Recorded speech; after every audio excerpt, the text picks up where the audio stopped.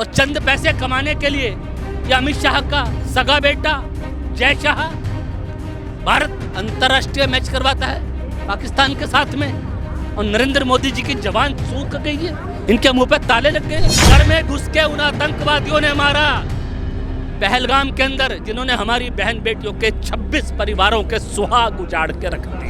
मजबूरी है कि कब जो कोई अंतर्राष्ट्रीय मुद्दा होते हैं ना उसको अंतर्राष्ट्रीय ढंग से समझाए जाते हैं, खेला जाएगा। क्यों नहीं खेला जाएगा? अगर मान लो आज हम अंतर्राष्ट्रीय बात नहीं मानेंगे, कल को दूसरे अन्य देशों से कैसे मैच खेलेगा? कि ऐसे आतंकवादी देश के खिलाफ भारत की क्रिकेट टीम को मैच नहीं खेलना चाहिए। हम सिंदूर में भी पाकिस्तान को हराए थे और खेल में भी पाकिस्तान को हराएंगे।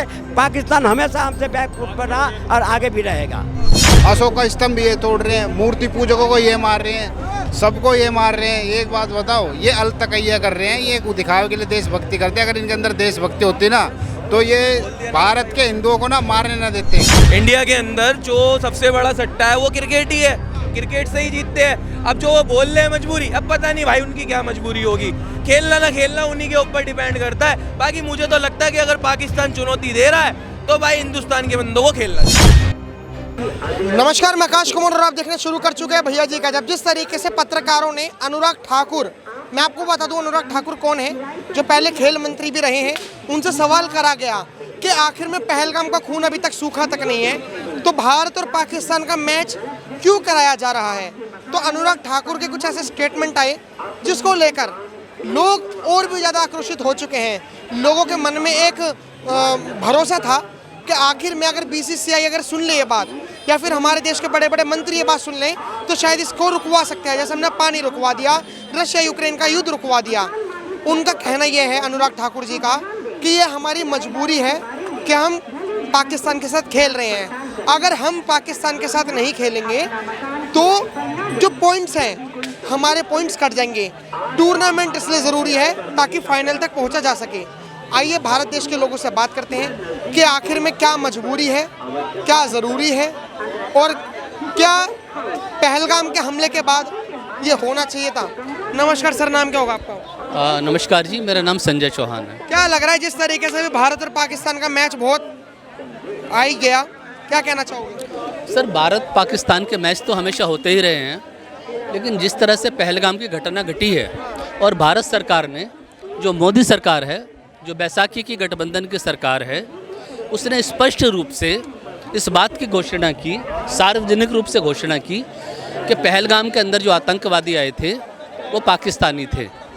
तो जिस देश के आतंकवादी हमारे देश में हमारी बहन बेटियों की मांग का सिंदूर उजाड़ के चले जाएं, उस देश के साथ क्रिकेट मैच खेलना, और क्रिकेट मैच खेलने से पहले उनकी नदियों का पानी रोक देना, जो मानवता के अधिकारों का मौलिक हनन है।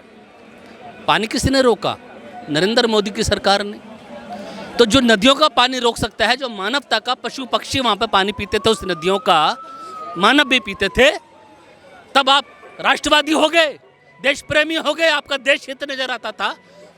और चंद पैसे कमाने के लिए ये अमित शाह का सगा बेटा जय शाह भारत अंतर्राष्ट्रीय मैच करवाता है पाकिस्तान के साथ में, और नरेंद्र मोदी जी की जबान सूख गई है, इनके मुंह पे ताले लग गए हैं, इनके मुंह पे सेलो टेप लग गए हैं, कोई बोलने को तैयार नहीं है। भारतीय जनता पार्टी के लोग कह रहे हैं ये मजबूरी है। अरे किस चीज़ की मजबूरी है आपकी?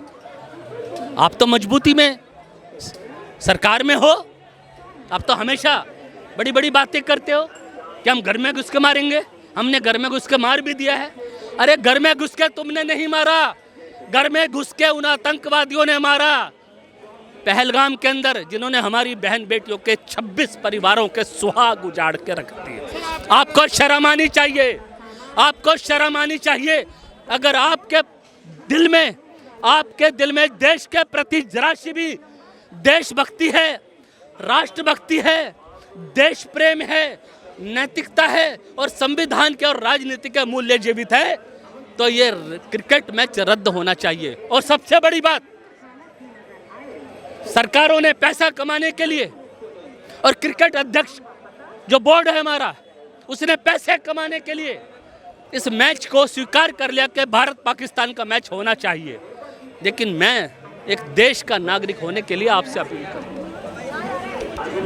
मैं देश की क्रिकेट टीम से ये अपील करता हूँ, भारत माता को माथे लगाकर अपील करता हूँ कि ऐसे आतंकवादी देश के खिलाफ भारत की क्रिकेट टीम को मैच नहीं खेलना चाहिए।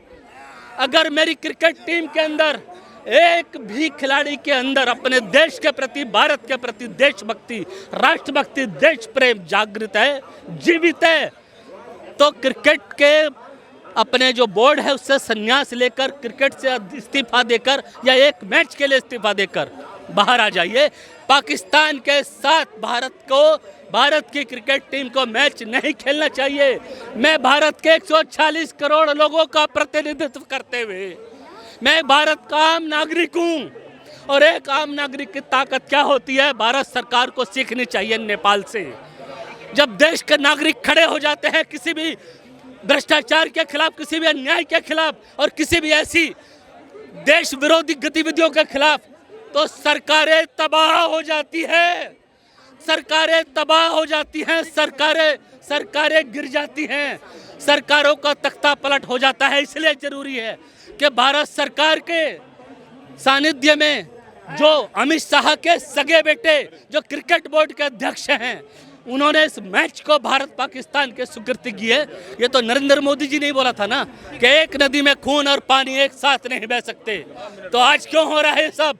नहीं, ये आपकी देशभक्ति है और हम समझ सकते हैं कि आज आप उग्र होकर इसलिए बोल रहे हो क्योंकि किसी को भी सही नहीं लग रहा कि आखिर में पहलगाम का खून सूखा तक नहीं।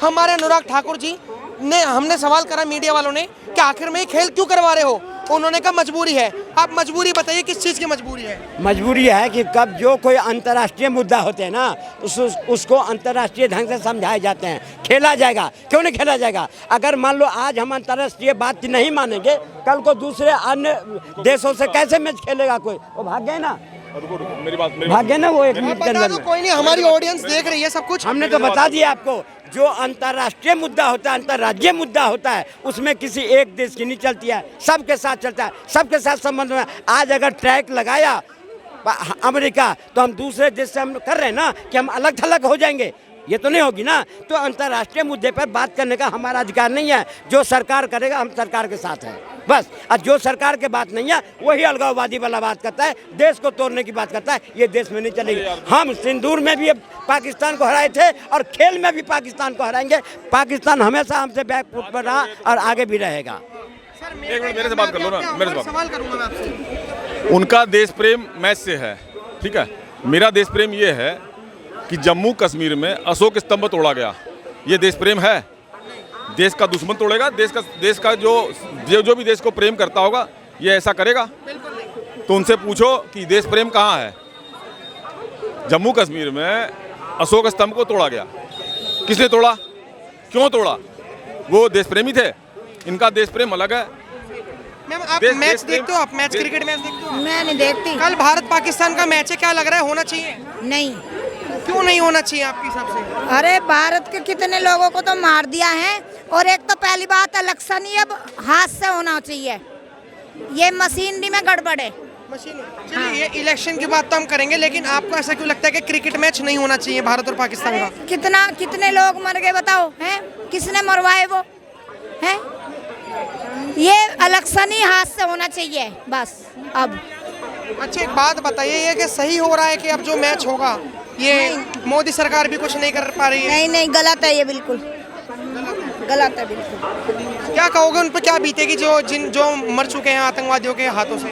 यही तो कि उन्हीं को फिर अगर वो जीत गए उन्हें और तोहफे मिलेंगे उनको, बताओ। हमारे ने मार के और फिर हमसे तोहफे लेंगे वो। आपको क्या लगता है सर, ये मैच होना चाहिए नहीं होना चाहिए? देखो मेरे हिसाब से अगर देखा जाए, पाकिस्तान तो पूरी आतंकवाद की फैक्ट्री है, पूरी देख लो आप। अशोक का स्तंभ नहीं, वो 18 चक्रवर्ती सम्राट का प्रतीक था। आप देखो उठा का इतिहास, 18 चक्रवर्ती सम्राट हुए भारत देश के अंदर। अभी भाई साहब संजय चौहान जी बोल कर गए हैं, बड़ी देशभक्ति दिखा कर गए हैं।